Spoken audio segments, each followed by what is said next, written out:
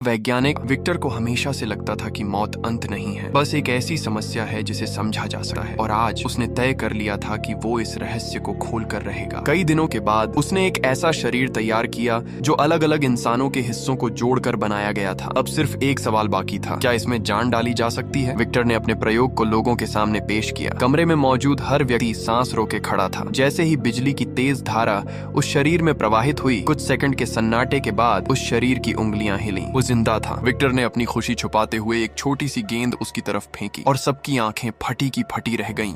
जब उस प्राणी ने गेंद को पकड़ लिया, वो सिर्फ जिंदा नहीं था, वो समझ रहा था। लेकिन जहां विक्टर को अपनी सफलता पर गर्व था, वहीं बाकी लोग डर गए। उनके लिए ये कोई चमत्कार नहीं, बल्कि एक डरावना खतरा था। उसी समय एक अमीर और रहस्यमयी आदमी होलैंड विक्टर के पास आया। उसकी आंखों में डर नहीं, बल्कि लालच और उत्सुकता थी। उसने विक्टर को हर तरह की मदद देने का प्रस्ताव रखा, पैसा, संसाधन और एक ऐसी जगह जहां वो बिना किसी रोक टोक के अपने प्रयोग जारी रख सके। विक्टर ने कुछ पल सोचा और फिर हामी भर दी। यहीं से शुरू हुआ एक ऐसा सफर जिसने न सिर्फ उसकी जिंदगी बदल दी, बल्कि कई और जिंदगियों को भी अंधेरे में धकेल दिया। एक पुराने और वीरान महल में विक्टर ने अपना नया लैब बनाया। उसने खुद को पूरी तरह अपने काम में झोंक दिया। दिन रात वो इंसान के शरीर, उसकी नसों, उसके दिल और दिमाग को समझने में लगा रहा। उसे अब सिर्फ एक चीज चाहिए थी, परफेक्शन। फिर एक दिन उसे वो तरीका समझ आ गया जिससे वो एक परफेक्ट जीव बना सकता था। एक तूफानी रात, आसमान में बिजली गरज रही थी, हवाएं चीख रही थीं, और उसी समय विक्टर ने अपने सबसे बड़े प्रयोग की शुरुआत की। उसने उस विशाल शरीर को मशीनों से जोड़ा और जैसे ही आसमान से बिजली गिरी, वो ऊर्जा सीधे उस शरीर में समा गई। कुछ पल के लिए सब कुछ शांत हो गया। फिर अचानक उस प्राणी की आंखें खुली। वो जिंदा था, पहले से भी ज्यादा ताकतवर और पहले से भी ज्यादा असली। शुरुआत में वो एक बच्चे की तरह था। वो हर चीज को पहली बार देख रहा था, समझ रहा था, सीख रहा था। विक्टर ने उसे बोलना सिखाया, चलना सिखाया, लेकिन साथ ही उसके अंदर एक डर भी बढ़ता जा रहा था। एक दिन उस प्राणी ने खुद को आईने में देखा। उसका चेहरा अलग अलग हिस्सों से बना हुआ, असामान्य, डरावना। उसी पल उसे एहसास हुआ वो बाकी इंसानों जैसा नहीं है। जब वो पहली बार बाहर गया, लोगों ने उसे देखा और बिना कुछ सोचे उस पर हमला कर दिया। वो भागा जितना दूर जा सकता था और आखिरकार जंगलों में जाकर छिप गया। वहाँ उसने पहली बार अकेलेपन का असली मतलब समझा। कुछ समय बाद उसने एक बूढ़े आदमी और उसके परिवार को देखा। वो दूर से उन्हें देखता रहा, उनकी बातें सुनी, उनके हाव भाव समझे और धीरे धीरे इंसानियत सीखने लगा। वो चुपके से उनकी मदद करने लगा, लकड़ी लाना, खाना रखना, छोटे छोटे काम करना, बिना सामने आए। उसे उम्मीद थी शायद कोई उसे भी अपनाएगा, लेकिन एक दिन वो पकड़ा गया। जैसे ही परिवार ने उसे देखा, उनके चेहरों पर डर साफ दिखाई दे रहा था। उन्होंने बिना कुछ समझे उस पर हमला कर दिया। उस दिन कुछ टूट गया। अब वो सिर्फ एक अकेला प्राणी नहीं था, वो एक टूटा हुआ दिल था। वो वापस विक्टर के पास गया और उससे एक ही चीज मांगी, एक साथी, कोई ऐसा जो मेरे जैसा हो, जो मुझे समझ सके। लेकिन विक्टर ने मना कर दिया। उसे डर था कि अगर उसने एक और ऐसा प्राणी बना दिया तो शायद वो दुनिया के लिए और बड़ा खतरा बन जाएगा।